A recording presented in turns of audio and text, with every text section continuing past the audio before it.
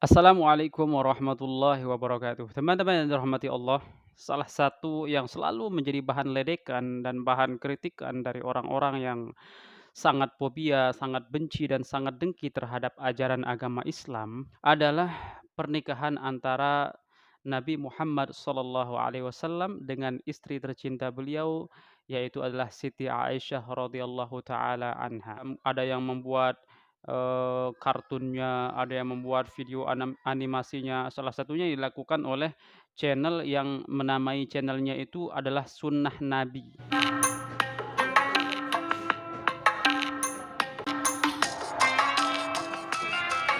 Video ini membahas pernikahan Nabi Muhammad dan Aisyah sebagai contoh utama penodaan terhadap anak perempuan di bawah umur yang diperbolehkan dalam Islam.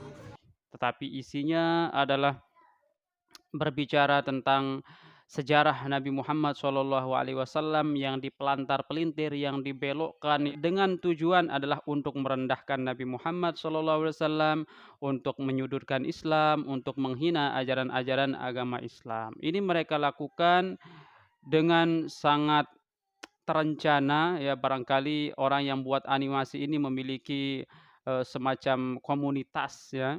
Jadi ini mungkin bukan satu orang, tetapi ini berbentuk komunitas, kemudian mereka cari-cari cara untuk memelintir sejarah Islam. Jadi kita katakan mereka ini adalah orang-orang kartun karena mereka tidak berani dan tidak berkenan untuk menampilkan wajah mereka untuk langsung berdebat dengan umat Islam gitu, karena biasanya sih mereka selalu KO gitu ya. Nah tapi, bagaimana sebenarnya, pernikahan antara Siti Aisyah dengan Nabi Muhammad SAW ini selalu ditanyakan oleh orang-orang non-muslim ya, bagaimana, kisah Siti Aisyah dengan Nabi Muhammad SAW, bagaimana pernikahan beliau? Dan ini kita akan saksikan jawaban yang memukau dari, Dr. Zakir Naik. Kita simak bersama-sama videonya.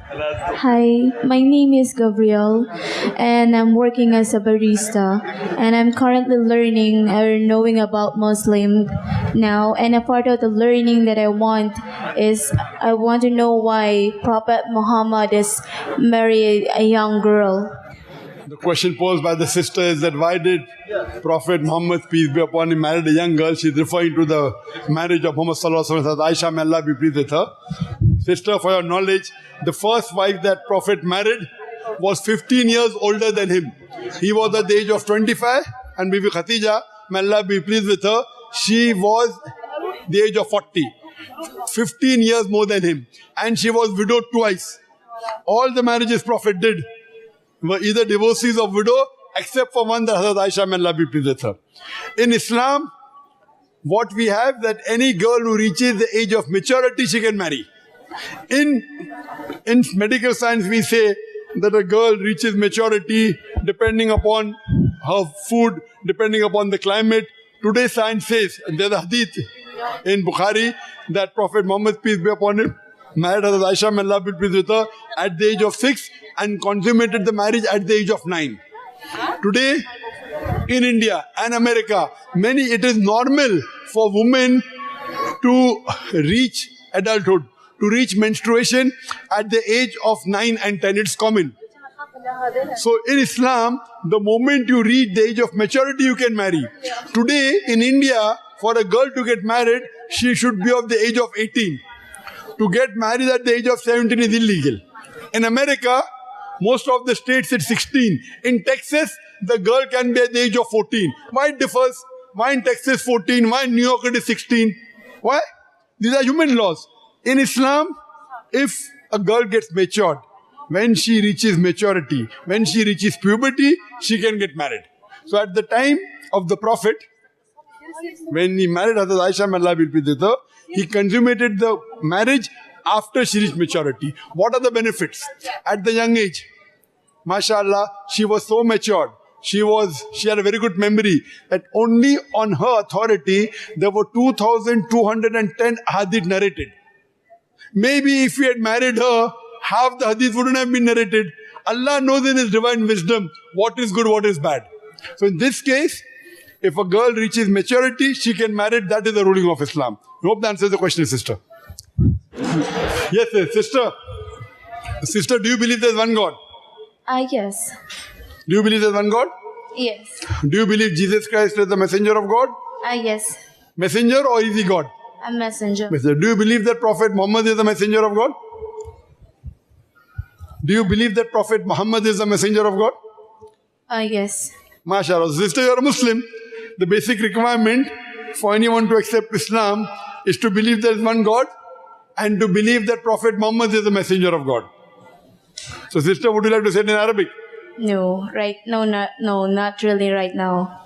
So, what I request you, sister, you study more, read the Quran, That's what I'm doing. read the Quran, read the translation. But if you are convinced that God is one, and if you are convinced that Prophet Muhammad is the messenger of God, please do not delay.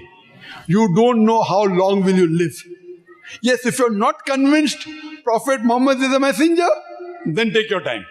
But if you're convinced, and maybe there are some other issues which are troubling you, that can be taken care of afterwards. When you join school, you don't say that I want to be a graduate directly. You join nursery, learn the basics, then go standard 1, standard 2. Only 2 things that you have to be convinced is believe there is one God who deserves all worship, and secondly, believe that Prophet Muhammad is a messenger. If you are convinced in these 2 things, do not delay, because you don't know how long will you live. So that's the reason, sister, I request you that you do study. But if you are convinced that Jesus is not God and is a messenger of God, peace be upon him, and if you are convinced Muhammad is a messenger of God, please do not delay. Accept as early as possible, otherwise it will be too late. Thank you. Nah, teman-teman yang dirahmati Allah Subhanahu wa taala, itu dia tadi jawaban yang sangat luar biasa yang membuat orang non-muslim ini terdiam. Bahkan sempat ditanya oleh Dr. Zakir Naik apakah dia percaya kepada Allah yang Maha Esa, dia bilang percaya. Apakah dia percaya bahwa Nabi Muhammad itu adalah utusan Allah, dia percaya.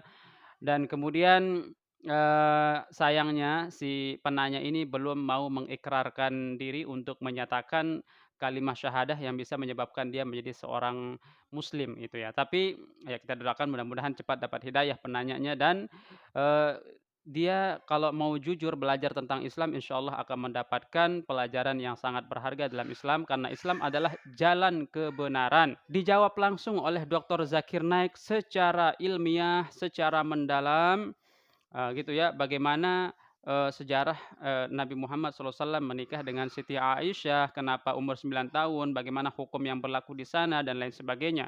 Berbeda dengan yang disampaikan oleh channel kartun ini, yang ada di channel Sunnah Nabi ini. Begitu ya, kalau orang Islam itu begitu. Jadi dia tidak berusaha nyamar-nyamar jadi kartun untuk menyampaikan kebenaran. Ya langsung Dr. Zakir Naik, orangnya jelas, utuh, di depan ribuan, bahkan mungkin ratusan ribu para penonton yang terdiri dari berbagai macam agama ya. Di situ ada orang Yahudi, ada orang Kristen, ada orang ateis, ada orang Hindu, dan lain sebagainya gitu. Beliau jawab secara lantang, tidak samar-samar, dan beliau tidak dalam keadaan menyamar jadi kartun seperti yang dilakukan oleh beberapa orang-orang yang sembunyi-sembunyi gitu ya, menghina Islam sembunyi-sembunyi, bikin channel atas nama Sunnah Nabi. Kemudian di situ ada animasi-animasi tentang Nabi Muhammad SAW, yang sebenarnya ini kan di dalam Islam sudah sepakat para ulama untuk tidak menganimasikan Nabi Muhammad SAW. Tapi mereka tidak punya etika dan tidak punya penghormatan terhadap agama lain ya.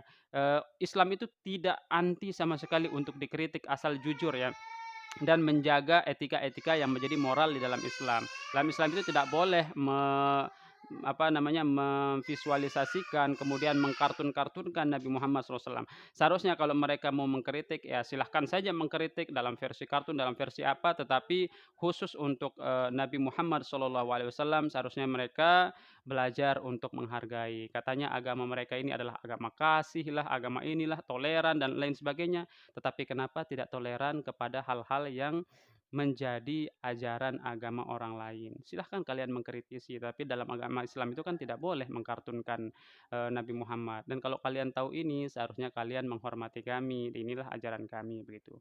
Kami selalu menerima kritikan, kalau kalian mempertanyakan sejarah Islam, mempertanyakan hukum Islam, silahkan.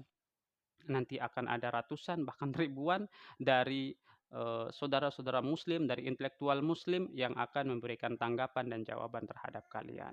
Mari kita jaga etika ya. Nah, barangkali ini yang ingin saya sampaikan. Nah, teman-teman muslim atau yang di luar muslim silahkan Anda bisa mencerna dengan akal sehat dan memilih sendiri ya. Apakah mau mengikuti seorang manusia utuh seperti Dr. Zakir Naik yang sudah diakui kemampuannya, beliau adalah manusia secara utuh gitu ya, tidak nyamar-nyamar, tidak sembunyi-sembunyi gitu ya, berada di balik animasi, di balik kartun, tidak. Beliau langsung dengan lantang sampaikan di hadapan semua orang. Nah, berbeda dengan orang ini, mungkin tujuannya hanya mencari cuan, tujuannya hanya untuk memperolok agama Islam, tujuannya cuma untuk membelok-belokkan, menipu orang-orang yang iya, mungkin buta sejarah dan lain sebagainya begitu. Makanya dia tidak pede untuk menyampaikan, penyelewengan-penyelewengan yang dia sampaikan di dalam video itu, maka dia harus menyamar menjadi kartun. Ya begitu, semoga dapat hidayah ya, karena di dalam surga nanti tidak ada kartun. Jadi yang ada itu hanya manusia-manusia utuh gitu. Demikian yang bisa saya sampaikan, mudah-mudahan, kita semua umat Islam jangan terpancing untuk marah yang destruktif, tapi mari kita bantah mereka dengan data-data yang nyata. Demikian wabillahi taufiq wal hidayah. Wassalamualaikum warahmatullahi wabarakatuh.